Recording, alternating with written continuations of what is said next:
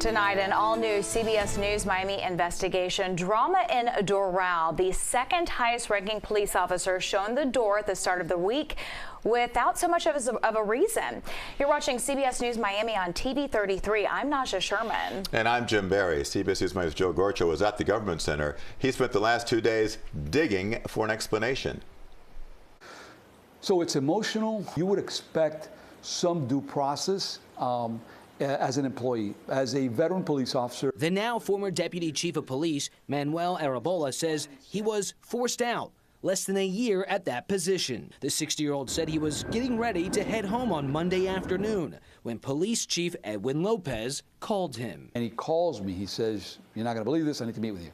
And then so we meet and he explains to me what just occurred.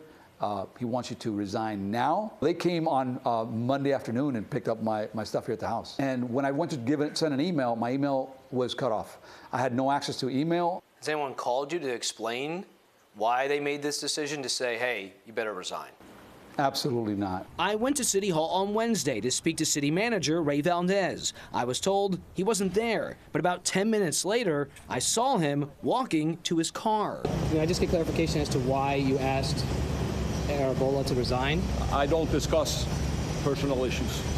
Those are internal decisions that I made as the manager, and I don't discuss them. Valdez confirming in an email that he called Chief Lopez to ask Arrebola to resign. So you had no clue that the city manager was stepping in to ask the deputy police chief to resign abruptly on Monday? No.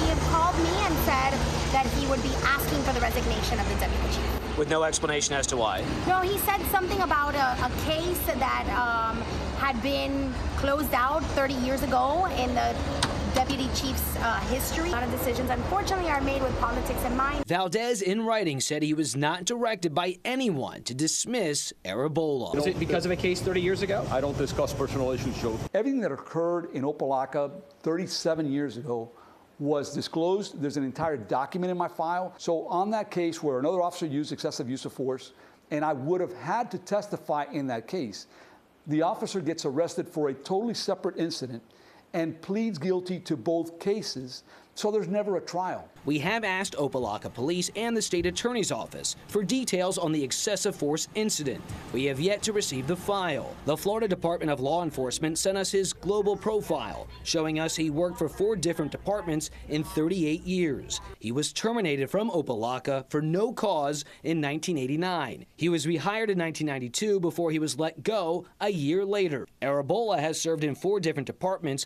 including Miami-Dade Public Schools, for 27 years, meeting former presidents of the United States along the way. Valdez, in an email responding to our question, says the police department's leadership is not under investigation and that there are no planned changes to the current command staff. As to why Arrebola was forced out, that still remains unclear. Reporting in Doral, Joe Gorchow, CBS News Miami.